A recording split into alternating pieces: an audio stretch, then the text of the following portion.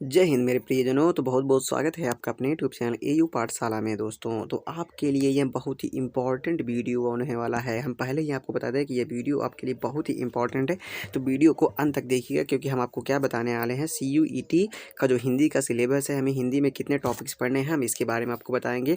आप हिंदी के इतने टॉपिक पढ़ लीजिए, आपका जो CUET एग्ज़ाम है 2022 में निकल जाएगा। तो यदि CUET के बारे में नहीं जानते, थोड़ी जानकारी हम आपको दे देते हैं। सेंट्रल यूनिवर्सिटी एंट्रेंस टेस्ट जो होगा 2022 में आपका इसका एंट्रेंस एग्ज़ाम का नाम रखा गया है। चाहे आप DU में एडमिशन लेना चाहते हैं, चाहे आप AU में लेना चाहते हैं, चाहे आप BHU में लेना चाहते हैं, चाहे आप JNU में लेना चाहते हैं, चाहे आप 43 यूनिवर्सिटीज़ जो भारत की हैं इनमें एडमिशन आप लेना चाहते हैं, तो उसके लिए सिर्फ आपको एक ही एग्ज़ाम देना होगा। CUET 2022 में कंडक्टिंग बॉडी आपकी NTA है, नेशनल टेस्टिंग एजेंसी है। तो आपको यह एग्ज़ाम देना है CUET का। तो अब देखिए, इसमें बात आती है जो आपका पहला है, जिसमें आपका सेक्शन वन में आपका हिंदी इंग्लिश है, मतलब 13 लैंग्वेज है, जिसमें से आपको एक लैंग्वेज चूज़ करनी है। तो मान लीजिए आपने हिंदी चूज़ किया, तो हिंदी में हमें कितना पढ़ना है CUET एग्ज़ाम 2022 के लिए, उसके बारे में बताएंगे। आपको सिलेबस बताएंगे, पूरा सिलेबस हमने अच्छे से निकाल के रखा है आपके लिए।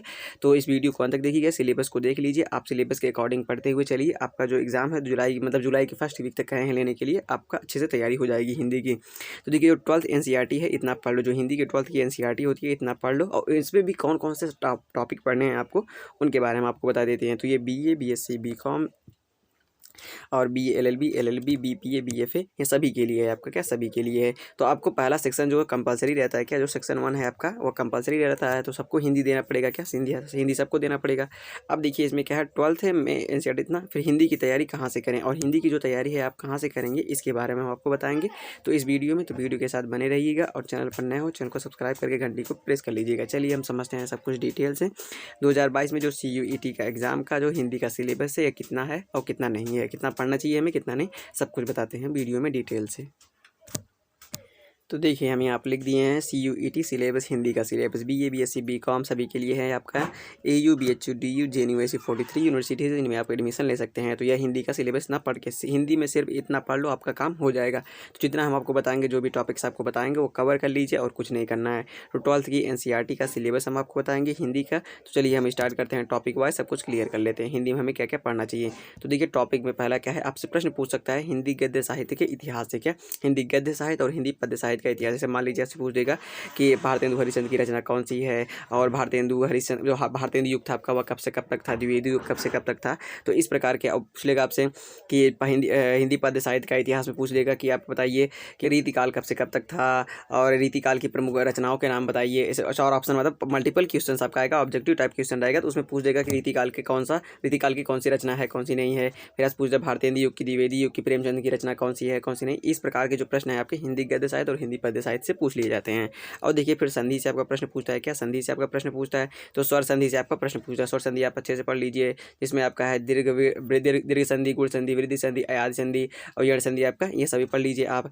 फिर अनेक शब्दों के लिए एक शब्द, क्या अनेक शब्दों के लिए एक शब्द टॉपिक से आपसे पूछता है। जैसे मान लीजिए आपसे कह दिया, जिसको हराया ना जा सके, क्या जिसको मतलब पराजित नहीं किया जा सके, तो उसे क्या कहेंगे, अपराजय कहेंगे। इस प्रकार के प्रश्नों को पूछ देगा। अब देखिए, कोई एक शब्द दिया है तो उसको अनेक शब्दों में कैसे लिख सकते हैं।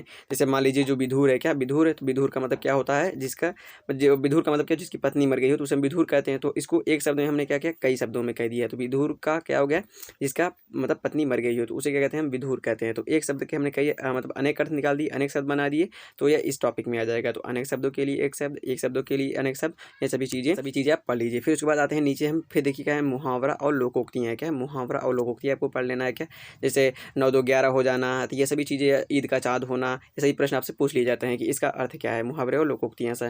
फिर आपसे पूछ देगा, देखिए अलंकार पूछ देगा, क्या अलंकार से प्रश्न पूछता है कि अलंकार में पूछ देगा कि जैसे मान लीजिए गुड़सागर, नागर, बड़वीरा, सुंदर, श्यामल, गौर, सरीरा में कौन सा अलंकार है आपका, ये पूछ देता है।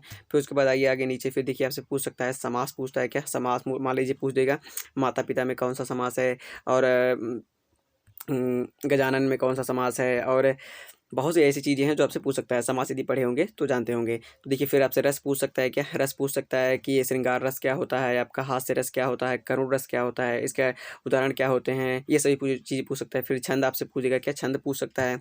फिर आपसे देखिए कोई पैसेज दिया रहेगा, कोई मान लीजिए इतना बड़ा मतलब 4-5 लाइन का पैसेज दिया रहेगा, उसमें आपसे सर्वनाम पूछ लेगा कि कौन सा सर्वनाम है, 4 ऑप्शन दिया रहेगा उसमें आपका। फिर देखिए उपसर्ग आपसे पूछेगा, क्या उपसर्ग आप जानते ही हैं। फिर प्रत्यय आपसे पूछ सकता है, क्या प्रत्यय पूछ लेगा, यह सभी चीज़ें पढ़ लीजिए। फिर उसके बाद लिंग पूछ लेगा आपसे, वचन पूछ लेगा, विभक्ति कौन सी विभक्ति है, मतलब स्त्रीलिंग है, पुल्लिंग है, एक वचन है कि बहुवचन है या द्विवचन है, विभक्ति कौन प्रथमा विभक्ति है, द्वितीय विभक्ति है, ये सभी चीज़ें आपसे पूछ लेगा ऑब्जेक्टिव टाइप में। तो ये सभी चीज़ें आप कवर कर लीजिए हिंदी में जितने भी हम आपको बता रहे हैं टॉपिक्स। फिर देखिए यहाँ पर बहुत ही इंपॉर्टेंट तद्भव और तत्सम, क्या तद्भव तत्सम आप कवर कर लीजिए। क्या तद्भव तत्सम जो बहुत ही इंपॉर्टेंट है आपके लिए, तद्भव तत्सम बहुत ही ज़्यादा पूछे जाते हैं एंट्रेंस एग्जाम में आपके। तो हिंदी का यह टॉपिक मिस मत कीजिए, इसको जरूर पढ़िए आप। देखिए फिर विलोम शब्द पढ़ लीजिए। क्या विलोम शब्द, जैसे मान लीजिए बड़ा है तो बड़ा का विलोम शब्द क्या होता है, छोटा होता है, और गहरा का क्या होता है, ऊंचा होता है। तो इसी प्रकार से बहुत से सारे विलोम शब्द आप याद कर लीजिए। फिर उसके बाद पर्यायवाची, क्या पर्यायवाची शब्द, जैसे मान लीजिए सूर्य का पर्यायवाची शब्द क्या होता है, दिनकर, दिवाकर, भानु, भास्कर। तो आपसे पूछेगा कि सूर्य का पर्यायवाची शब्द नहीं है, जिसमें से 3 रहेगा, एक नहीं रहेगा, तो उसी को आपको टिक मारना रहेगा। तो जब तक पढ़े नहीं रहेंगे पर्यायवाची शब्द, देखिए अब यह नहीं पूछता है कि सूर्य का पर्यायवाची क्या है, अब पूछता है कि सूर्य का पर्यायवाची शब्द नहीं है। जब तक सब नहीं जानते रहेंगे तभी आप मतलब इस प्रश्न को हल कर सकते हैं। इस प्रकार के टॉपिक्स पूछेगा। और देखिए पूछ देता है आपसे शुद्ध वर्तनी, क्या शुद्ध वर्तनी तो बहुत ही ज़्यादा पूछता है। क्या शुद्ध वर्तनी आप पढ़ लीजिए, आपकी बुक में दिया होगा शुद्ध वर्तनी, वरना हम अपने चैनल पर ही वीडियोज़ आपको प्रोवाइड कराएंगे शुद्ध वर्तनी। फिर उसके बाद देखिए गद्यांश से प्रश्न पूछे जाते हैं। देखिए आपको ऐसे गद्यांश दिया रहेगा, क्या गद्यांश, अब उसी में से पढ़कर कई प्रश्न पूछ देगा आपसे।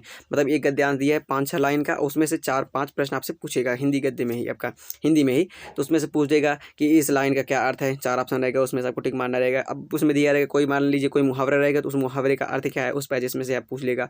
तो बहुत सारी चीज़ें इस प्रकार से आपके गद्यांश से पूछ लेता है। जैसे आप देखे नहीं होंगे, जब आप 12th का पेपर दिए होंगे तो पहला प्रश्न क्या रहता था, एक मतलब गद्यांश दिया रहता था, उसमें से कई प्रश्न पूछे रहते थे। उसी प्रकार से जो आपका अंतिम प्रश्न रहेगा एंट्रेंस एग्जाम का CUET का, वो गद्यांश संबंधित रहेगा। क्या गद्यांश संबंधित, उन्होंने पूरी तरीके से ऑफिशियली कहा भी है अपनी नोटिस में।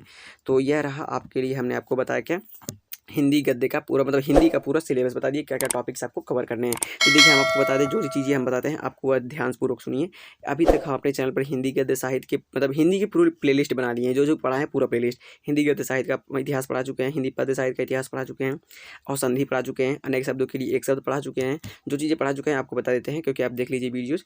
फिर एक शब्दों के लिए अनेक शब्द पढ़ा चुके हैं, मुहावरे और लोकोक्तियाँ पढ़ा चुके हैं, और हम अलंकार पढ़ा चुके हैं। क्या अलंकार पढ़ा चुके हैं, समास पढ़ा चुके हैं। तो यहाँ तक जो चीज़ें हैं समास तक ना, सब कुछ हम कवर कर चुके हैं अभी तक। क्या समाज तक हम सभी चीज़ें कवर कर चुके हैं। तो हम इस मतलब इतना पूरा प्लेलिस्ट का लिंक आपको हम डिस्क्रिप्शन में दे देंगे, वहाँ से आप जाकर जरूर देखिए, क्योंकि यह बहुत ही इंपॉर्टेंट, इन टॉपिक्स को कवर करना आपके लिए बहुत ही इंपॉर्टेंट है। तो ये सभी चीज़ें हम कवर करा चुके हैं अपने चैनल पर, हम प्लेलिस्ट का लिंक आपको डिस्क्रिप्शन में दे देंगे, वहाँ जाकर जरूर देखिए, और इन टॉपिक्स को हम जल्दी कवर करा देंगे आपके लिए। तो ये रहा हमने हिंदी का सिलेबस CUET 2022 के लिए हमने बता दिया आपको कितना पढ़ना चाहिए, क्या क्या टॉपिक्स पढ़ना चाहिए। तो इन्हीं यही इंपॉर्टेंट है आपके टॉपिक्स, इन्हीं को पढ़ लीजिए। आपका CUET में जो हिंदी के मतलब प्रश्न पूछे जाएंगे इसी के अंतर्गत पूछे जाएंगे। तो इस वीडियो को शेयर कीजिएगा, जरूर शेयर कीजिएगा। जितने भी छात्र हों जो भी CUET 2022 एग्ज़ाम देना चाहते हो उनके पास तक ये वीडियो जरूर पहुँचे, क्योंकि यह इंपॉर्टेंट वीडियो है।